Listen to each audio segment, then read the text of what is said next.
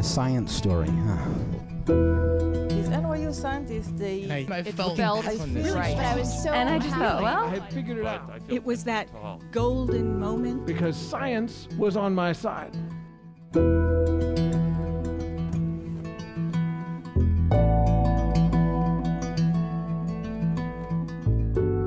Hey everyone, welcome to the Story Clatter, where true personal stories about science help us to discover how weird and wonderful it is to exist in this world and be a human.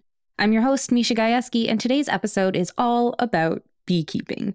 In case you didn't know, it's National Honey Month, and so we wanted to kick it off by sharing stories about beekeeping and pay homage to the humble honeybees that are so important to our ecosystem and agricultural market. Our first story comes from Boston-based author and former farmer and beekeeper Julie Dalton. Her story was recorded at the Urban Waggle, a live storytelling event in support of the mission and programs at the Urban Bee Lab in Somerville, Massachusetts, back in November 2023. The folks at Urban Bee Lab have been kind enough to share this story with us, and it's such a beautiful story about the trials and tribulations of being a beekeeper. Here's Julie.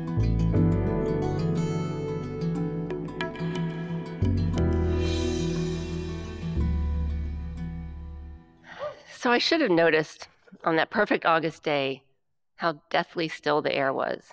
But I don't notice anything because the sun is shining down from this delicious flannel blue sky, and I'm walking across my yard ready to check on my beehive. Now it's August and it is humid and hot, but I'm wearing a turtleneck and I have elastic bands around my wrists and jeans with elastic bands around my ankles, rain boots, and my hair is pulled up in a baseball cap, and I'm ready to go see the bees.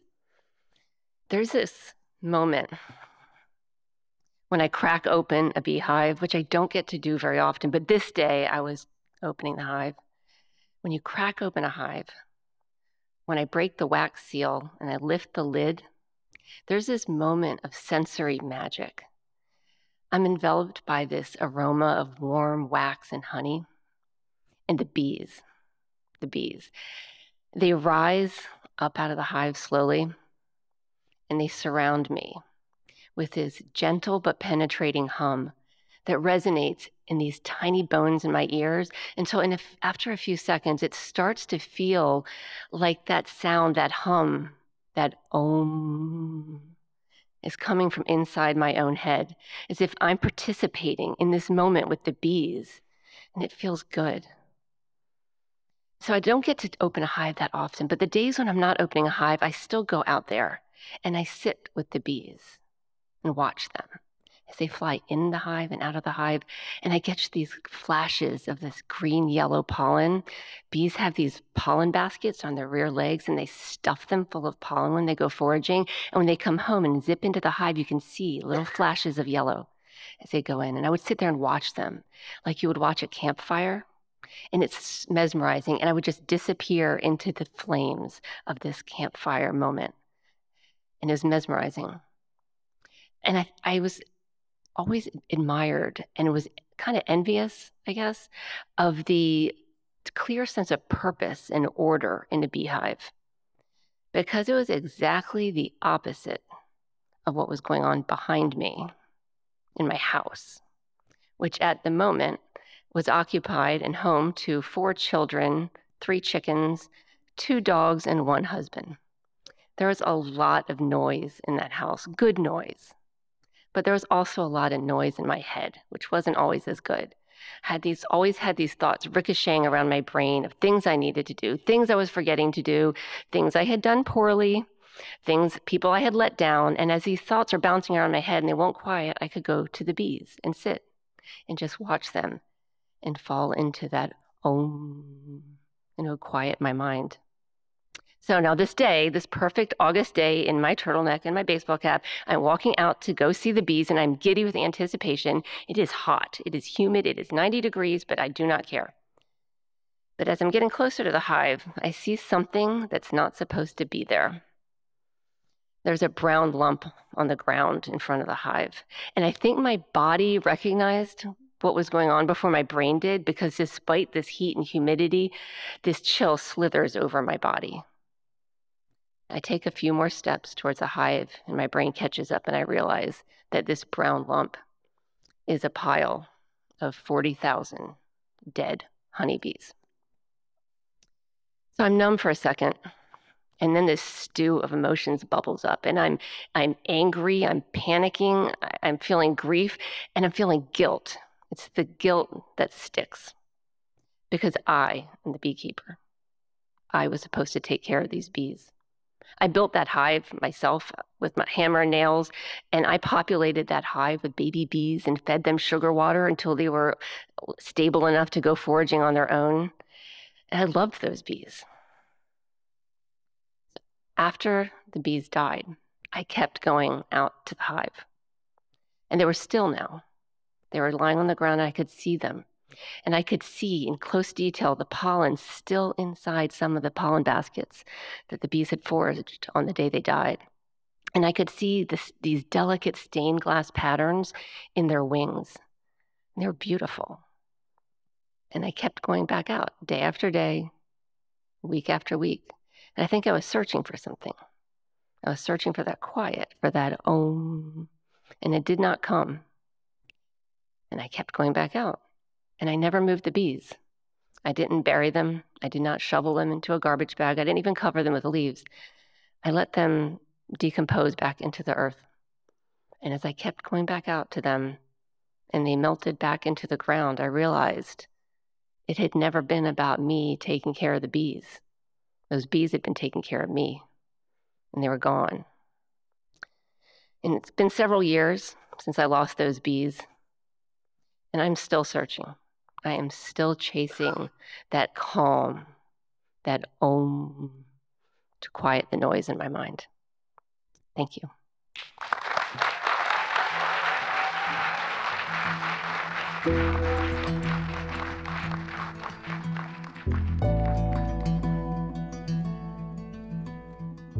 That was Julie. To find out more about her, visit our website, storyclatter.org. And if you'd like to hear more stories from the Urban Waggle show or learn more about the wonderful work Urban Bee Lab does, head to urbanbeelab.org. Also, if you've ever wanted to host your own science storytelling show in your community, like the Urban Waggle show, you should join the Story Collider Shows Network. Learn more about this on our website, storyclatter.org. Being a storyteller on our stage is just one way to make Story Collider happen, but if standing alone in the spotlight in front of an audience doesn't speak to you, maybe becoming a Story Collider donor might be more your speed. Story Collider donors play a vital role in our ability to bring you this podcast. We're in this together. Story Collider is one big experiment that's designed to connect us around our love of discovery, curiosity, and the natural world. If you believe in the power these stories have and this mission, please donate to the Story Collider at storycollider.org/donate. The most popular level is $10 a month, and you can make your tax-deductible donation at storycollider.org/donate. But really, any level makes a difference, and we're so grateful to everyone who supports Story Collider.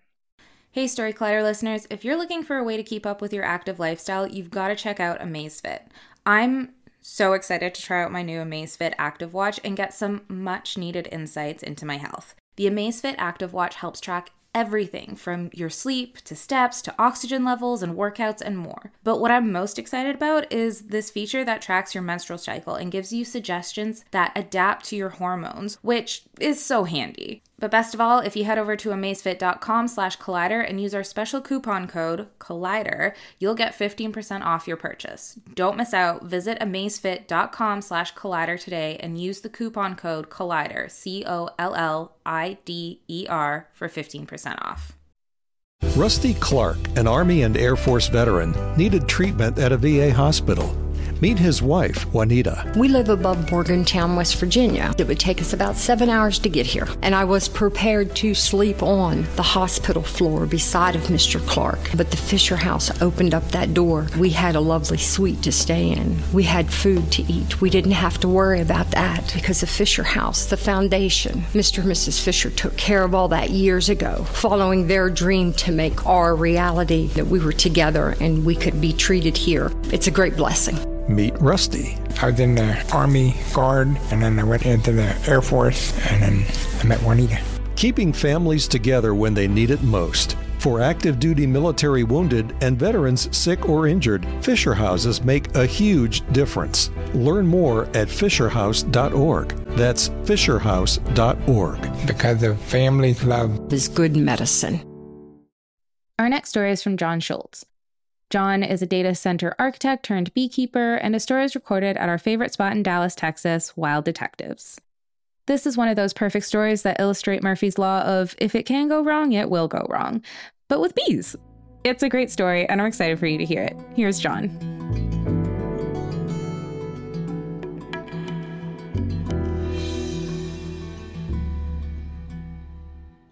My fascination with bees started about 20 years ago in a feed store in Houston, Texas.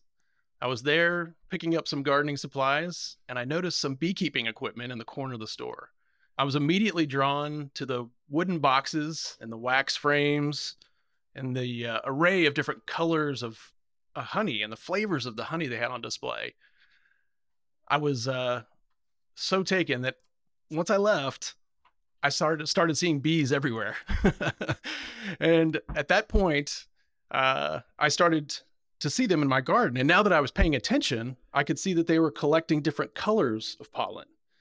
And at that point, I started planting cover crops and host plants to both attract the pollinators and to feed them. I was hooked. Fast forward to 2018, and I've been talking about beekeeping for about a decade. I've spent hours and days reading and watching YouTube and learning. And meanwhile, my wife, Amanda, gave me a little nudge, and she picked up a beehive kit that had gone on sale at Costco, of all places. And that's what kicked it off. I'll admit it was a little ugly in the beginning. I got that kit and didn't quite get it together right the first time. There were a couple components that I didn't even know what to do with at the time. I set those to the side. So there were bumps early on in my career of beekeeping, and there have been bumps kind of all along, but that's kind of how I learn. So after several years of trial and error, I had a number of honeybee removals under my belt. I had removed bees from an old church along the banks of the Trinity River, city trees, country trees, neighborhood houses, all over the place. We had extracted honey many times. And at this point, I had about 15 hives of my own. And that's about when your friends and family start to believe you know what you're doing. I still felt like I had a ways to go. So a couple years ago, Amanda served on the Dallas Park Board, and she got to know some folks over at the Lake Highlands Community Garden. And it's a 2-acre plot of land over behind a Dallas facilities building. And it was really nothing until these neighborhood visionaries turned it into a community garden. They've got a section that's designated as a donation garden where they grow fresh produce to donate to local food banks. They also have an apiary there. And everything was going well with the apiary, well, until it wasn't. And these bees became neglected, and the former beekeepers had moved on. So I saw this and I thought, what a great opportunity. I've been kind of wanting to increase my beekeeping operations, maybe even start my own business. Maybe this was the next stage where I could get involved and maybe help the community. So I volunteered. And I set a date to go take a look at these hives. And that date came. And I'd been working with bees for several years. You know, the kind, gentle bees. These bees are bred to be pleasant, produce lots of honey, make beautiful honeycomb, those kind of bees. It's a thing. So I thought this would be a walk in the park. Well, when I cracked the lid on that first hive in the garden, that all changed. As a beekeeper, you kind of know that when you're in a hive working and you smell bananas, you know you're in for some excitement. It's a pheromone. It's an alarm pheromone that the bees emit when they're alarmed and ready to defend their hive. I was in for some excitement.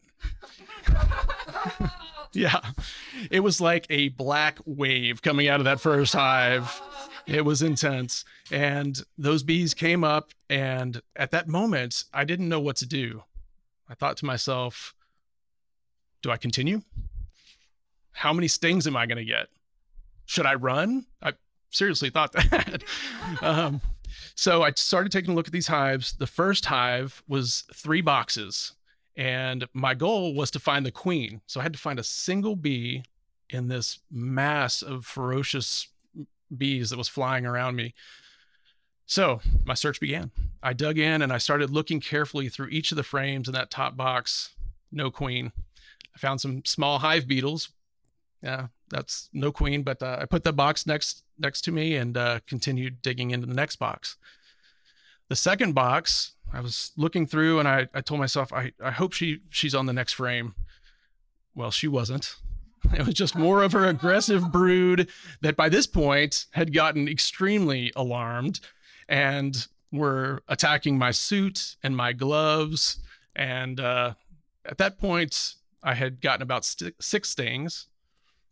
And I was really starting to question what I was doing there. So no queen in the second box. So I put that box there and I was down to the third box, the last box. And I was starting to lose a little hope here at this point. I thought maybe I missed her. Maybe she's somewhere in this buzzing whirlwind that's circling me. So I kept on going. I got to the last frame in the final box and I pulled it out and looked at it. No queen. Flipped it over, and on the back, I couldn't believe what I was seeing. There she was, out of 30 frames in this hive in complete chaos. There she bubbled up out of a pile of bees on that last frame in the hive, and she was trying to make an escape. She was trying to get off that frame. So I quickly grabbed a queen clip and I trapped her in that plastic contraption and got her. And deep breath. I had 2 more hives to go. So after quite some time, I was able to work through those other 2 hives and actually found the queens in there, which at the time I felt like was a miracle. So after that, I had 12 stings that I ended up with, and my nerves were just shot after hours of incessant buzzing and the stress of trying to find that queen. So it was clear to me that these hives needed some attention. I was going to need some time. I was going to need another location because I couldn't leave those hives there, those defensive hives in a community space. They had to go somewhere else. So I have a good buddy that owns a large ranch about an hour south of Dallas. And, you know, these 3 hives in one of his secluded pastures probably wouldn't even be noticed. So I called up my buddy Graham and he said, bring them. And so I did. And I started a months-long rehabilitation process and requeening of these hives. So a couple things to know about changing the personality of a colony. There's a queen, and she's responsible for laying all the eggs in the colony, up to 1,500 per day. So her genetics, for the most part, dictate what the colony does. She lives for several years, but the industrious worker bees that we all see, and by the way, they're all female, live for a short 6 to 8 weeks. There you go. So the idea is if you take the existing queen out and replace her with a nice, gentle queen, in a couple months, the whole hive will kind of turn over and those new genetics will start to come through. So during that rehab process, I spent many hours driving and checking and treating these hives. I wasn't sure if the process was going to work, but I continued on with the transformation. And many days I battled weather. Many days I was just tired. A lot of times I wondered, what had I gotten into with this new hobby? So after 7 long months, I was ready to try to bring the bees back to the garden. So when we did that, there was a lot of excitement from both the bees and the gardeners. The garden community was fascinated with the whole process, and they were eager to see these bees fly one more time. And so I wasn't sure if they were ready. They had been through a long rehab process, and they had gone through a long journey to get back to the garden. But I carefully placed those colonies in this newly renovated apiary, and I opened the entrances for the first time.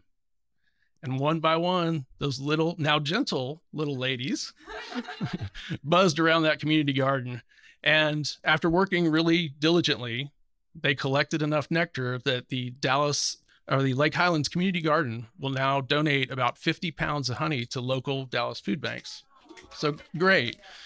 So, during that whole rehabilitation process, I really changed who I was. I went from a hobbyist with a passion to a professional with a mission. I also changed my relationship with the bees too. I wasn't just bringing 3 stacked boxes of insects back to a plot of land. I was bringing a whole community of honeybees, which had a significant meaning to a community of gardeners. And now those two communities are back together again in harmony. And I humbly had a little something to do with that. There you go.